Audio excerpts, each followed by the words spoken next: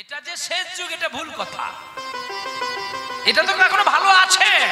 আর 2-3টা বছর পরে ব্রিটিশের শাসন তবু মানা যা, আর মানতে পারবে না। হিসাব করে বুঝিয়ে নেবে, ব্রিটিশের মধ্যে তবু দয়া মায়া চিত্ত ছিল, এখন ব্রিটিশের মধ্যে দয়া মায়া নাই। প্রতিবাদ করবেন আপনি নিধন হয়ে যাবেন। এজন্য ফের কও সাধু সাবধান, বোবা হয়ে যাও, অন্ধ হয়ে যাও, কালা হয়ে যাও, যদি 2 দিন পৃথিবীতে বাঁচতে চাও। যদি মরতে চাও প্রতিবাদ একটু খালি করে দাও, গল্প তোমার শেষ। দিনের বেলায় গল্প শেষ করো, রাতের বেলায় নয়, আবার একা একা নয়, সবার কাছে গল্প শেষ। ভাবতে পারেন আমরা গর্ব করে বলি নাকি আমরা সেই চৈতন্য দেশের মানুষ, যেই দেশে না আছে নারী সুরক্ষিত, যেই দেশে না আছে বালক সুরক্ষিত। এই জন্য কি চৈতন্য মহাপ্রভু পতিত জীবকে উদ্ধার করতে এসেছিলেন? ভাবতে আমাদের লজ্জা লাগে। হ্যাঁ, আমি তো কদিন আগে মহারাষ্ট্রে গান করলাম, গুজরাটে গান করলাম, সে দেশের মানুষ। ভাবতে অবাক লাগে, আমরা আপনাদের চরণতলে 2 ঘন্টা আগে পৌঁছতাম।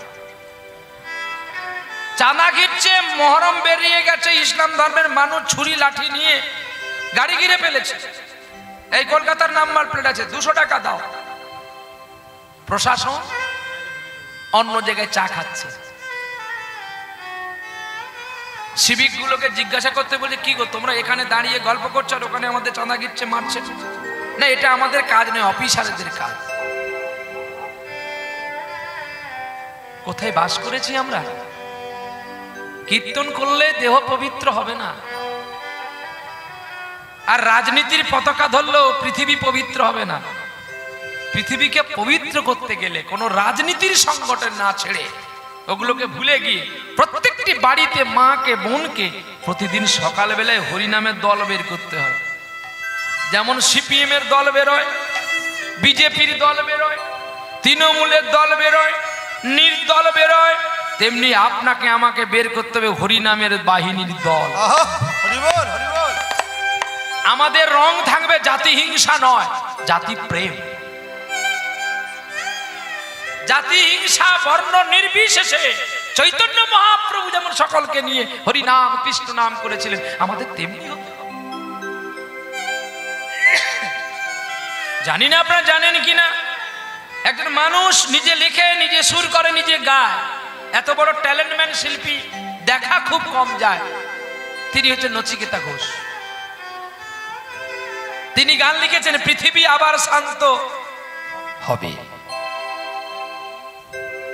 একদিন ঝড় থেমে যাবে, পৃথিবী আবার শান্ত হবে। ছেলেকে চাকরি করে বড় করলাম, কি লাভ পাবেন? ছেলেকে মূর্খ করে রাখুন, যদি 2টো বুড়ো বয়সে খেতে পাবে। ছেলেকে যদি শিক্ষা দীক্ষা করে ইঞ্জিনিয়ার করাস, ছেলে যদি আমেরিকায় চাকরি পায়, সে কি আর দেশের মেয়েকে বিয়ে করবে? সে হাফ প্যান্ট ম্যানকে বিয়ে করবে। আর হাফ প্যান্ট ম্যান পুইং পাং চুংচাং কথা বলবে, তোমরা কিছু বুঝতে পারবে না।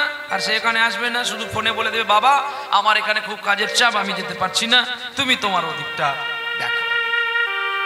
কি গো, 10 বিঘে জায়গা বিক্রি করে ছেলেকে ইঞ্জিনিয়ার করালে, বাবা গেছে ভিক্ষা করতে, কাজটা ভালো হচ্ছে তো? যেটাই মেদিনীপুরের মাটির একটা ছেলে করেনি, যার নাম ঈশ্বরচন্দ্র বিদ্যাসাগর, প্রতিমুখী করে, প্রতিচিন্তন করে, প্রতি আদর্শ নিয়ে, প্রতি শ্রদ্ধাসন করে ভক্তির জগতে মা বাবার সেবা করেছিল। ভগবান ভগবান বলে খুঁজলে ভগবান কোথায় পাবি তা আমি বলতে পারবো না, কিন্তু পিতামাতার সেবা যদি কোনো সন্তান করে, আলবাদ সত্য চিরন্তন, ওয়ারেন্টি নয় গ্যারান্টি, ভগবান পাবেন। বিদায় গৌর প্রেমানন্দে হরি হরি। তাই বলেছে ভাগবত, যতই যাও মন্দির মসজিদ, যতই করো গঙ্গা স্নান, মা বাবাকে না খেতে দিলে তোর হবে না খুশি ভগবান। হিসেবটা বুঝিয়ে রাখতে হবে তো। গঙ্গা স্নান করলে কি হয় আমাদের? কি হয় বাবাজি? এই লাঠি দে। কি হয় দেখবি? একাদশীতে মার খাবি। এর একাদশী শুনলে হাসি পাবে। এর 10টার সময় একাদশী শেষ হয়ে গেছে। আমাকে বলছে, আমি তখন সকালবেলায় প্রবচন করছি, আমার দাদা আমি কি রে, না আর বোধহয় পারবো না। আমি কেন? না প্রচুর খিদে লেগেছে, সকাল সন্ধ্যাবেলা আবার খাটতে হবে। কি করবি? দাদা আমি পারবো না, তুমি ভগবানকে বলে দাও আমার হয়ে। খোল বাজানো বন্ধ করে আমার পেছনে বসে বসে কাঁদছে। কি হয়েছে বল? না বড় খিদে পেয়েছে, মরেছি জ্বালায়, কমিটিকে বলেছি একাদশী, আর তুই কি করছিস? না আমি দুটো খেয়ে নি। তো এক জায়গায় সেই যেখানে প্রবচন হয়েছিল একটু সেবার ব্যবস্থা ছিল, ওকে দুটো। আমি ভগবানকে গিয়ে বলছি, প্রভু এ পাগলটাকে তুমি ক্ষমা করো, এতক্ষণ পালন করেছে আর পারলো না। গাড়িতে পুরো সঙ্গে সঙ্গে বলছি, তুমি ওখানে আগে ফোন করো, আমাদের জন্য শুধু ডাল আলু সিদ্ধ যেন করে দেয়, মানে মরে যাবো দাদা।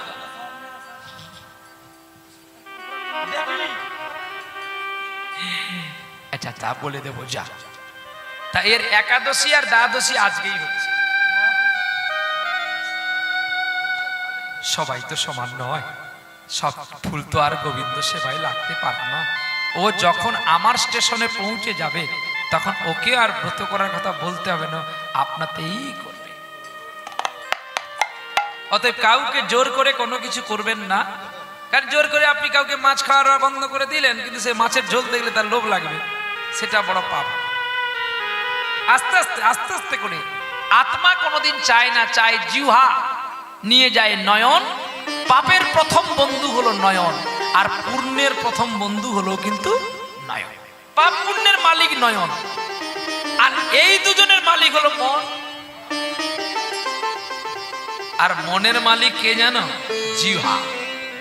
জিহ্বা স্বাদ আস্বাদন করে, ভালো মন্দ বিচার করে, আর বলে একটু চল না একটু খেয়ে নি। কৃষ্ণকে ভালোবাসতে গেলে, ভগবানকে ভালোবাসতে গেলে প্রথমে কিন্তু লোভের আকর থেকে একটু দূরে থাকতে হবে, তবেই কিন্তু ভগবানের চিত্ত কিংবা ভগবানের আদর্শ খুঁজে পাবেন। চলো এবারে, হ্যাঁ কোথায় ছাড়লাম যেন, মনে আছে তো? কোথায় ছাড়লাম এর আগের কথাটা? একাদশীর আগে গঙ্গা সাগরে। বাহ, তাহলে গঙ্গায় ডুব দিলে যদি আমাদের পুণ্য হয়, তাই তো নাকি? কিছুদিন আগে ত্রিবেণীতে গঙ্গা স্নান হলো, কত মানুষ গেছে। এখানে কারা কারা গেছেন? কারা গেছেন হাত তুলুন। কারা গেছেন ত্রিবেণী সঙ্গম? হাত তুলুন। বেশ, ভালো। তাহলে আপনারা স্নান করেছেন তো? বেশ, স্নান করার আগে স্বামীকে কবার প্রণাম করেছেন? আমাকে ডাকলে কিন্তু আমি আপনাদের হয় মাথা ঘোরাবো, নাহলে আমি ঘুরে পালিয়ে যাব। আমার দুটো ডিউটি, হয় আপনারা বুঝবেন নাহলে আমাকে বুঝিয়ে দেবেন। স্বামীকে প্রণাম করলাম না, শ্বশুর শাশুড়িকে দুটো রান্না করে খেতে দিতে পারলাম না, স্করপিও, ইনোভা, কেস্টা, ফরচুনার গাড়ি ভাড়া করে আমি গেলাম গঙ্গা স্নান করতে। দাও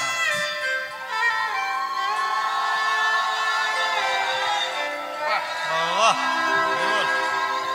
খুব সুন্দর মালা গো।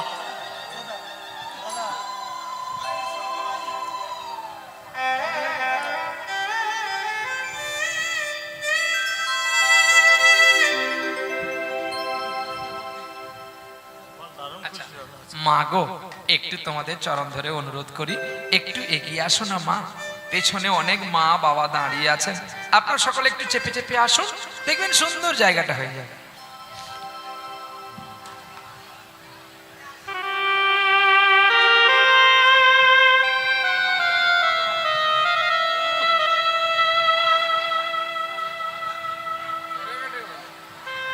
হ্যাঁ, এসে যান, আমি বলবো বলবো।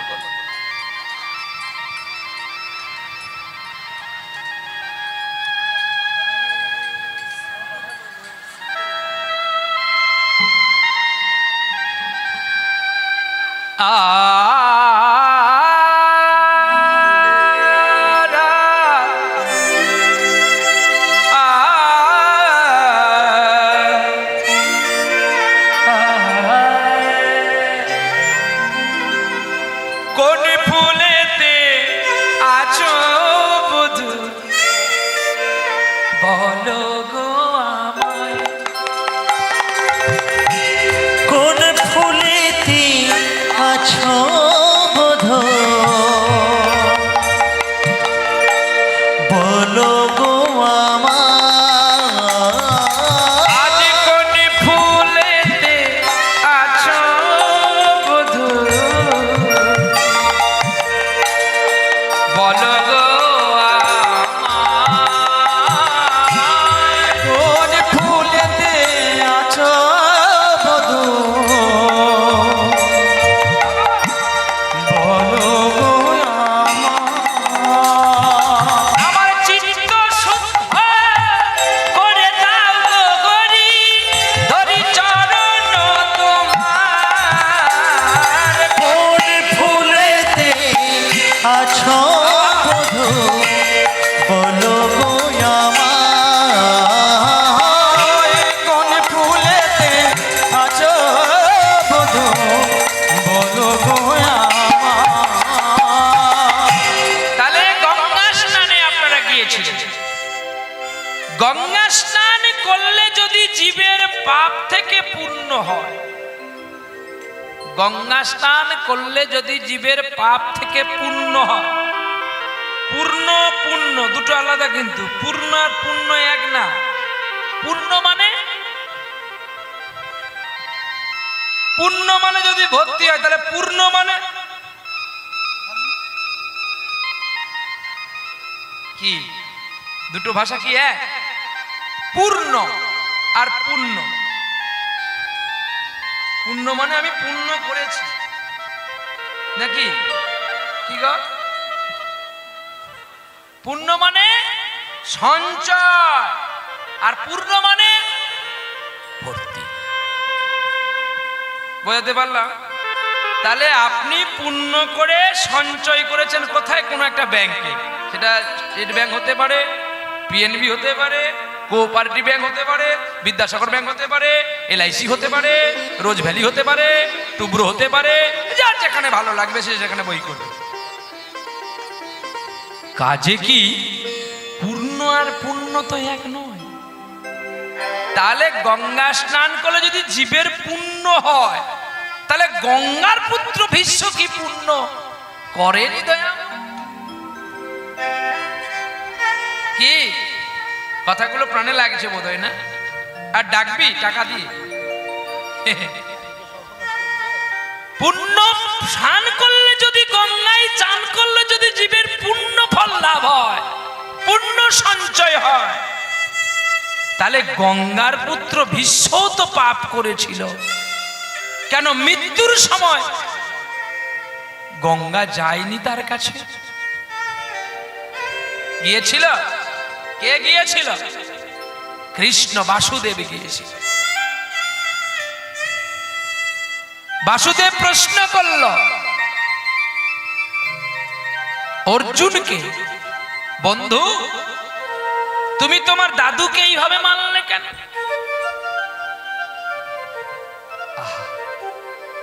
অর্জুন নির্বাক হয়ে গেলেন। বাসুদেব,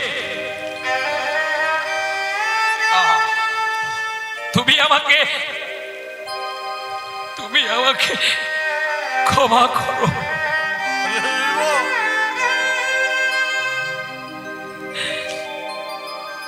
ভীষ্মদেব হাতটা তুলে পার্থকে ডাকছে, আমার কাছে আয় দাদু ভাই।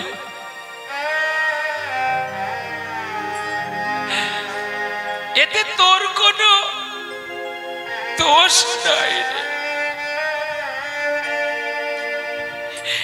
এই যে আমার কৃত কর্মের ফল।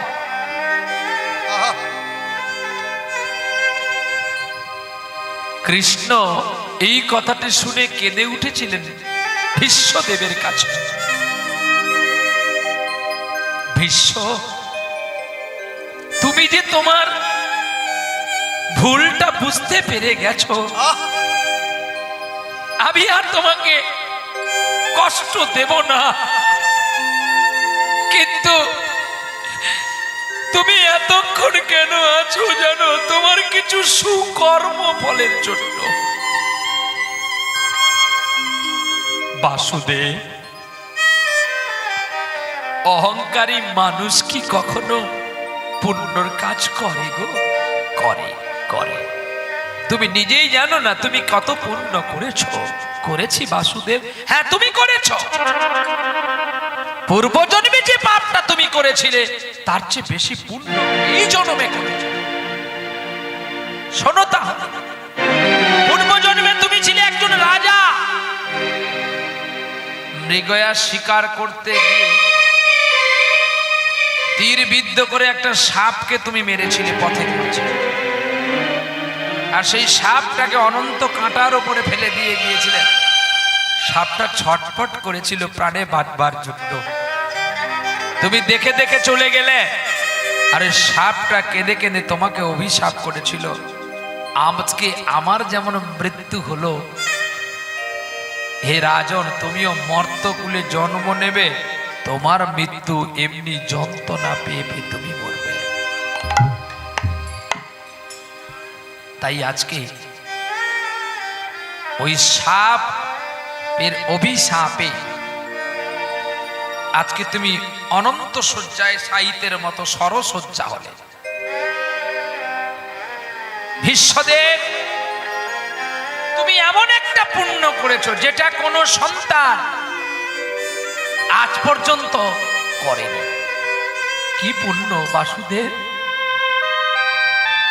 তোমার মা যখন, তোমার বাবা যখন তোমার মাকে বিবাহ করতে গিয়েছিল, তখন একটাই শব্দ ছিল গঙ্গা, যে তুমি আমার কোনো কাজে বাধা দিতে পারবে না, তাহলে আমি তোমাকে বিবাহ করতে পারি।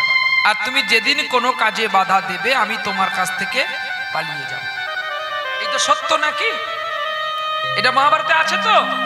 বাহ। তখনই গঙ্গার 7খানা পুত্র হয়েছিল, তাই তো নাকি? কিন্তু 7টাকে জলে ডুবিয়েছিলেন গঙ্গা। কষ্ট পেয়েছিলেন রাজা শান্তনু, ঠিক তো? এই 8টার বেলায় ভীষ্মদেব অষ্টবসু, একটা বসু নেই, তাই শীতকালে এই অষ্টবসুর 7টাকে দেখতে পাওয়া যায় সপ্তর্ষি মণ্ডল রূপে, ঠিক তো? শীতকালে উত্তর আকাশে দেখা যায় না সপ্তর্ষি মণ্ডলকে? একটা বসু তো হেরে গেছে, পড়ে আছে ধরিত্রীর বুকে। তাই ওই দেবব্রত ভীষ্মকে বাধা দিয়েছিল বলে শান্তনু, তাই শান্তনু বাধা পেয়ে গঙ্গা তখন প্রতিশ্রুতি বললেন, তুমি তো প্রতিজ্ঞা ভঙ্গ করলে, আমি আর তোমার কাছে থাকবো না। তখন বলছিল শান্তনু, ওই ছেলেটাকে আমায় তুমি দিয়ে যাও।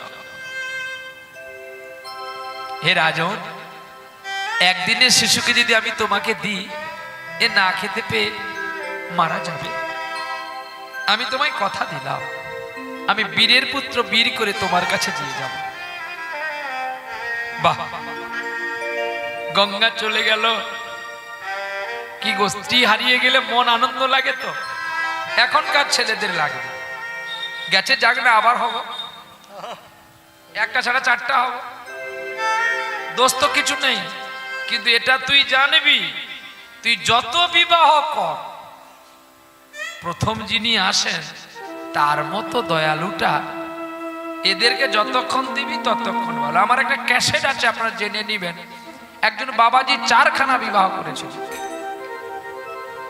প্রথম স্ত্রী পকোড়া, দ্বিতীয় স্ত্রী ধুরন্ধর, তৃতীয় স্ত্রী তেজ, আর চতুর্থ স্ত্রীটা খুব নম্র।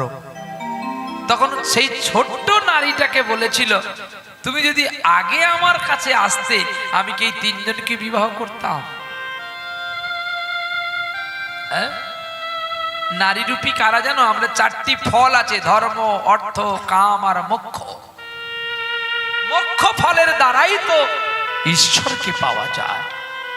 মোক্ষ চিত্ত মানে আমাদের ফলের কোনো আসক্তি নেই। কে করেছিল? একমাত্র ভক্তের মধ্যে শ্রেষ্ঠ সুদামা।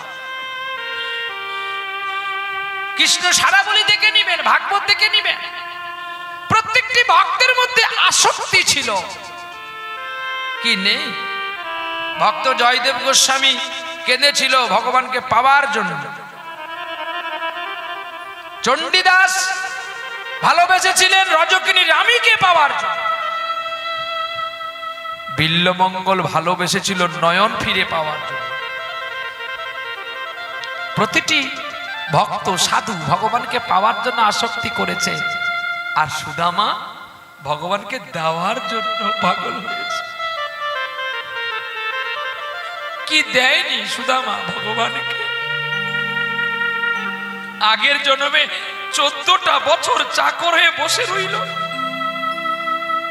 রয়নি? আগের জন্মে সুদামাই তো রাজা ভরত।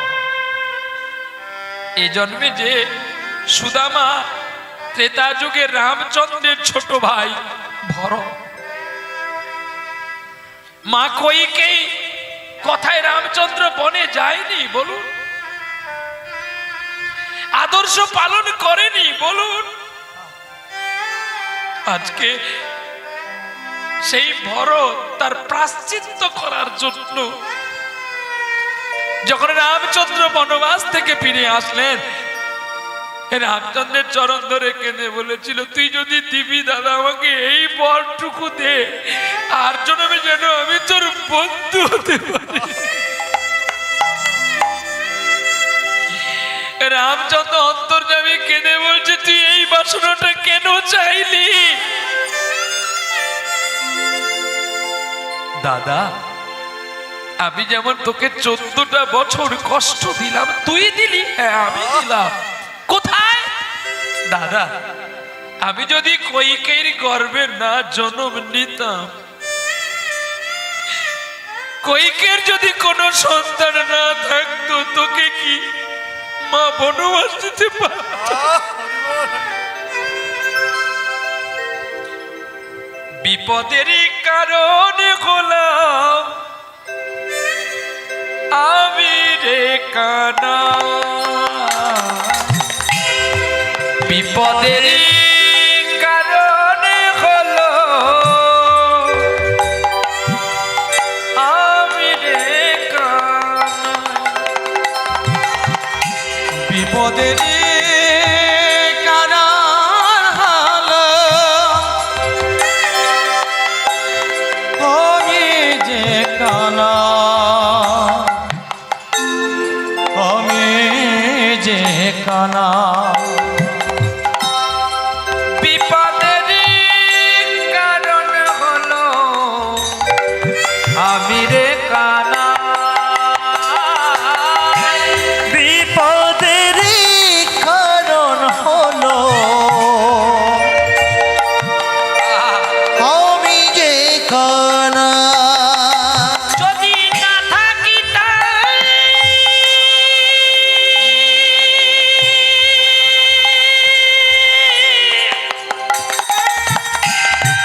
এ জগতে,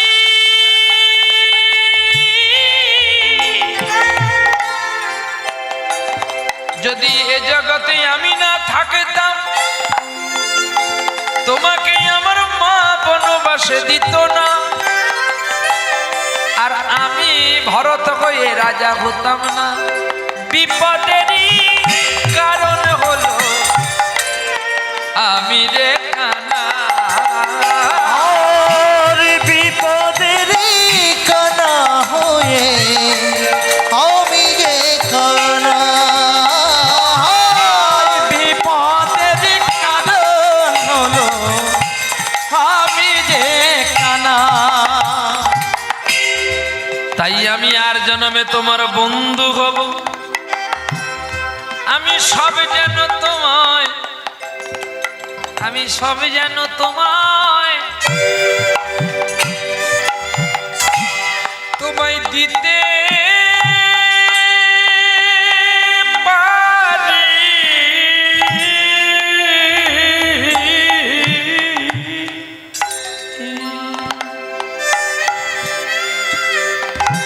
ওগো বন্ধু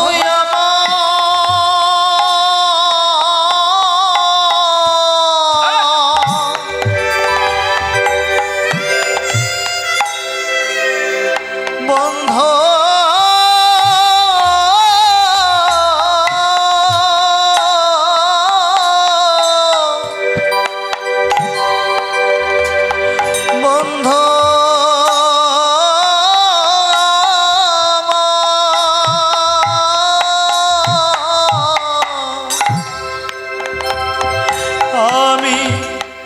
সব যেন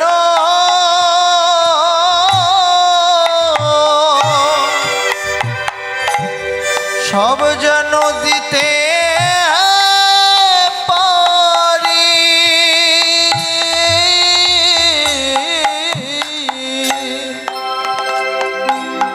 আমার নয়ন জলে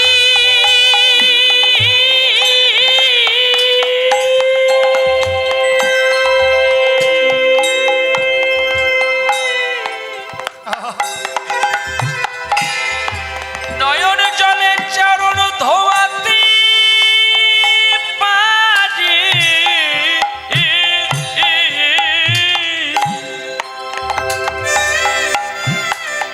যেন সবে যেন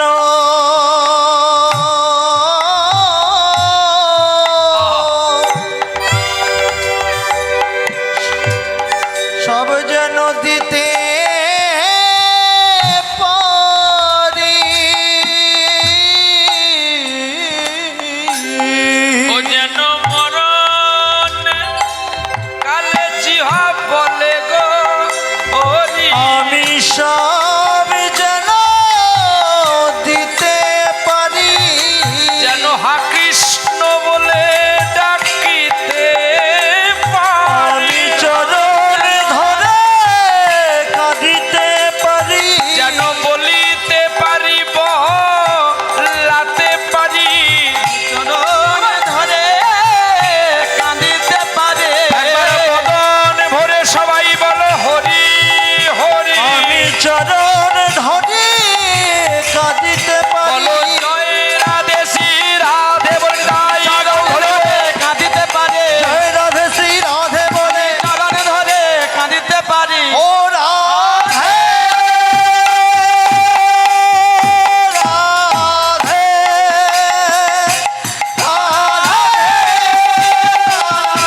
বলো ধরে রাধে রাধে রাধে রাধে রাধে রাধে রাধে আমি চরণ ধরে কাঁদিতে পারি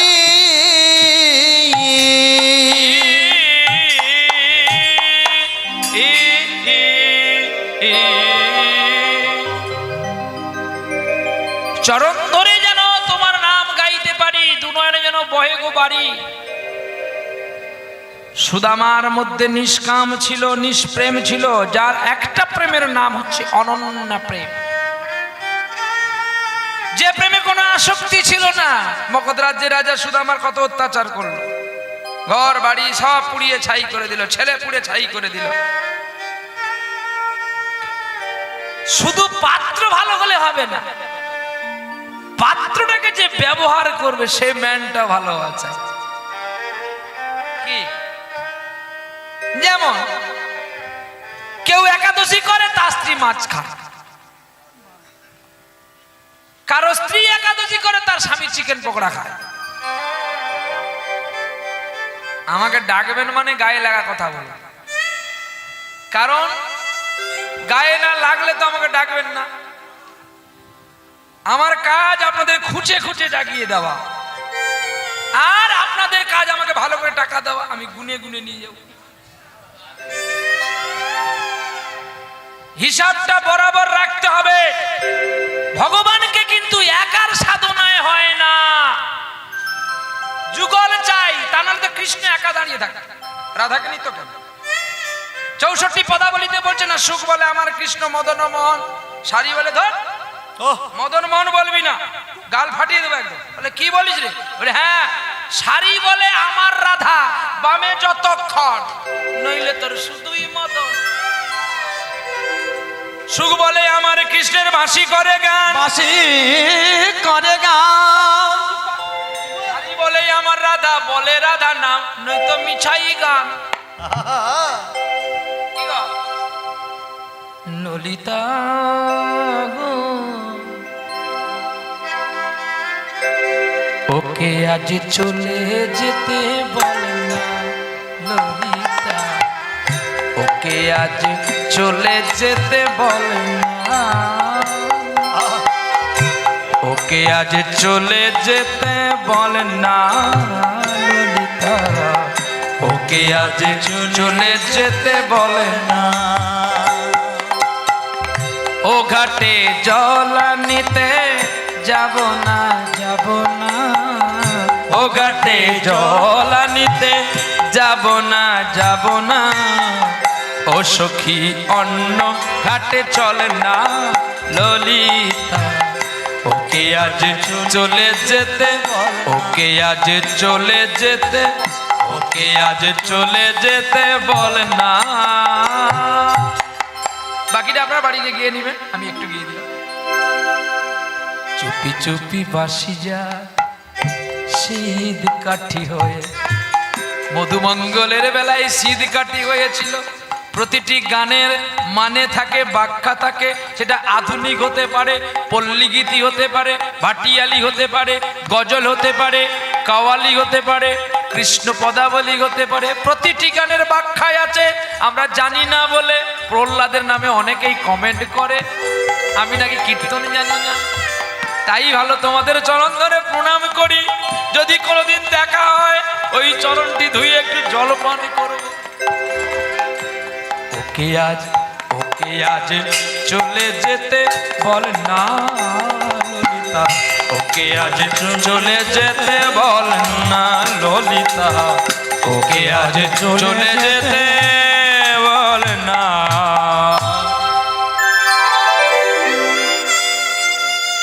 রাধারানীর নাম সদা গোবিন্দ বাঁশরিতে গাইত।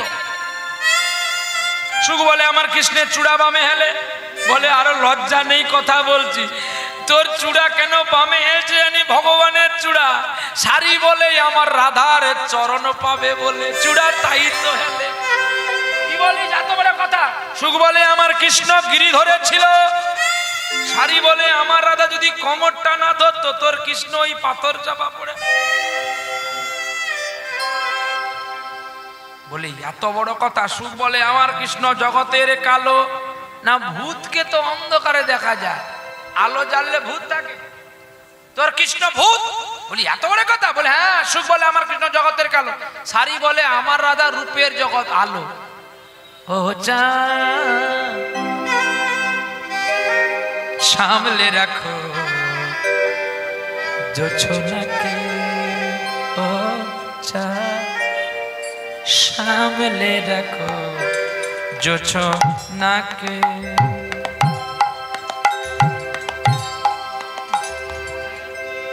ও চা সহজ সহজ গানে কিন্তু বড়জন মরে। সহজ সহজ গানে বড়জন গুলো মরে। বড় তাল করার দরকার নেই, সহজ তালগুলো গাইতে হবে। সহজ তালে কিন্তু দেখবেন বড় বড় ম্যান গুলো ধরা পড়ে যায়। ও চা সামনে রাখো জোছনাকে, ও চা। কি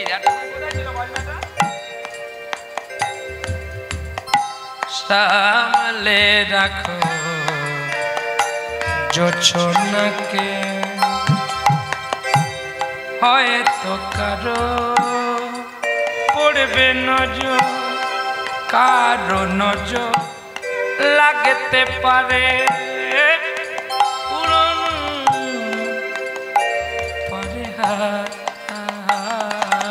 ও চা সামনে রাখো জোছনাকে। মা পাদা নিসা নিদা দানি পানি পামা গাগারে গামা রে, সামনে রাখো জোছনাকে। রাধারানী জোছনা, আর কৃষ্ণ বলছে সামলে রাখো তোমার জোছনাকে, নাহলে কারোর নজর পড়বে। রাধারানী যখন বলছে তোমার নজর যার উপরে পড়ে আর কারোর নজর কি সেই নজরে টিকতে পারে? এরা কৃষ্ণ যার সঙ্গে প্রেম করে, আমরা যত গাছ গাছাড়ি জড়ি জটকা খাওয়াই না কেন, সে কোনো গাছ আর কাজ করবে কি? কথাটা কোথায় বলেছিল জানেন? চৈতন্য চরিতামৃতে আছে। লক্ষ্মী প্রিয়া দেবী সচি মাকে বলেছিল কৃষ্ণ সাপ যাকে কামড় দেয় পৃথিবীর কোনো ওঝা নেই তাকে বাঁচাতে পারে। যখন বিষ্ণুপ্রিয়া কেঁদেছিল, নিমাই যখন সন্ন্যাসে চলে গেল, তখন সচিমা বলেছিল তুই কাঁদ, তোকে আমি মানা করেছিলাম তোকে হরিবাসরে যেতে দিবি না। সচিমার কথা শুনে বিষ্ণুপ্রিয়া বলেছিল আমি নয় একজন নারী পতিহারা হলাম, কিন্তু মা তুমি একজন মা, একটি সন্তানকে হারা করলে তুমি জানো তোমার নিমাই কতজন মায়ের কোলকে আলো দেবে।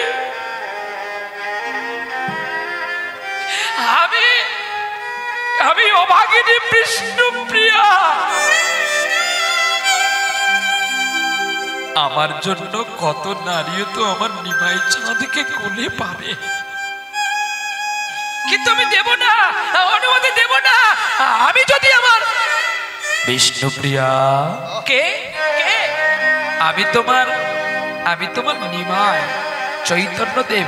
আমি তো চৈতন্যদেবকে চিনি না, আমি চিনি আমার নিমাইকে।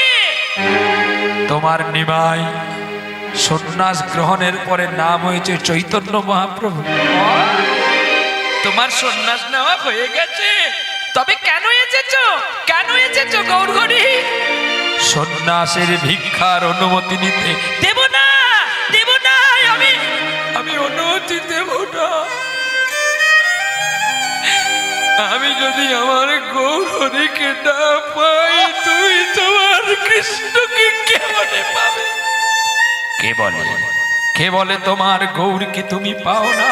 যেটা বিষ্ণুপ্রিয়া সেটা গৌরহরি। অনুমতি দাও প্রিয়ে, অনুমতি দাও।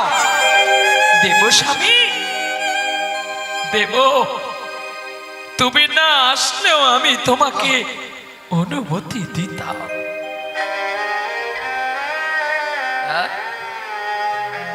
বিষ্ণুপ্রিয়া গো, আমি চলে যাই, তুমি আছো ঘুমের ঘরে, আমি লইলাম বিদায়। প্রিয়া বেশে বাহু ডোরে জড়াইয়া ছিলে মরে, জাগিয়া দেখিবে শুধু আমি নাই। এই গানগুলো এখন আর খুব কম শোনা যায়।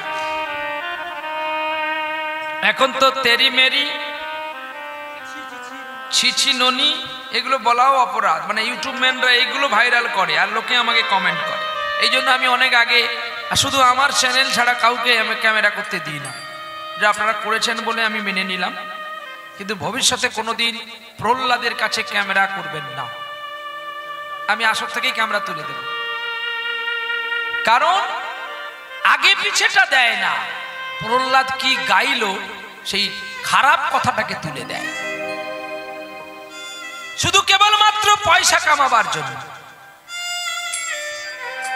পয়সা যদি কামাবি সৎ পথে থাক, বেশি ভিউ করে লাভ নেই। বেশি টাকা হলে তুই নিজে পাথর চাপা পড়ে মরে যাবি। সৎ পথে থাকবি, আলু সেদ্ধ ভাত খাবি, বহুদিন লাস্টিং করবি, কাশ্মীরি আপেলের মতো। কি দরকার? আজকে ডক্টর এপিজে আব্দুল কালামের একটি গল্প শুনেছিলাম।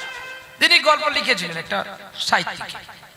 বলছে একজন মানুষের অনেক টাকা, তার 20খানা গাড়ি, প্রাইভেট কার, তারও 2টি ছেলে। কিন্তু ওই মানুষটা যখন মারা গেল, তাকে অ্যাম্বুলেন্সে করে নিয়ে যাওয়া হচ্ছে, তার প্রাইভেট কারে নয়। দেখেন একটা গাড়ির নাম লেখা থেকে স্বর্গযাত্রা, সেটা একটা অ্যাম্বুলেন্স, মানে মৃত অ্যাম্বুলেন্স। তাহলে লাল আলোগুলো জ্বলছে, সে গাড়ির পেছনে শুধু প্যাসেঞ্জার একা, তা আবার বসে নাই। আব্দুল কালাম জিজ্ঞাসাবাদ করলেন তিনার ছেলেকে, তোমার বাবার তো এত প্রপার্টি, এত গাড়ি বাড়ি, তাহলে তোমার বাবাকে কেন তার প্রাইভেট কারে নিয়ে গেলে না?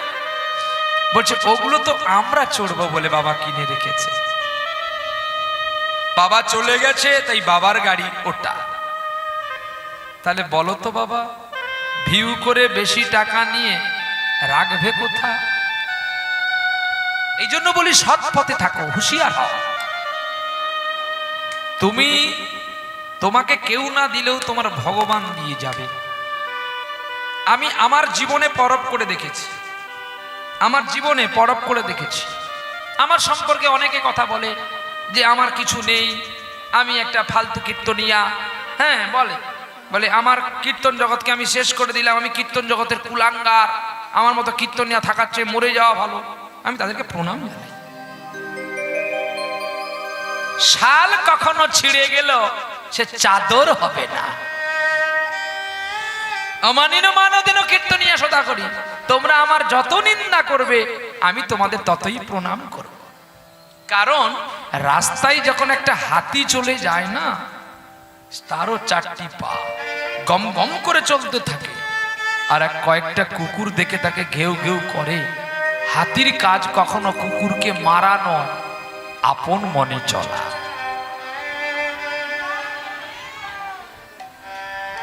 গতিপথটাকে ঠিক রাখো।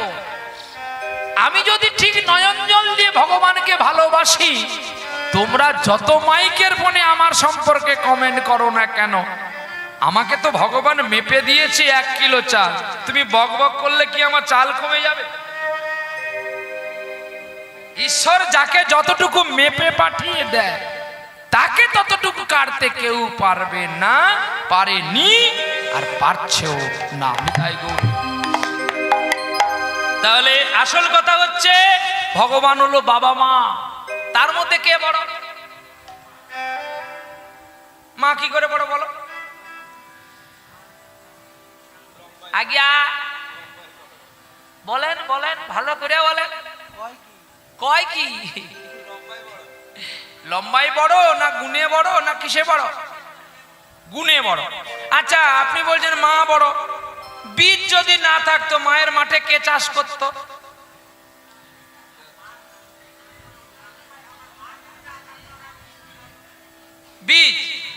বীজ আমার থাকতো, তোমার মাটিতে চেচুরা ঘাস হতো, ওই ধান আর হতো না। আজ্ঞা মনে হয়েছে দাদু বীজ নষ্ট হয়ে যাবে, এ ভালো করে শোধন করা বীজ। তাই বাহ, সত্যি এটাই সত্য। বীজও যেমন নষ্ট হবে না, আর মাটিও তেমনি নষ্ট হবে না।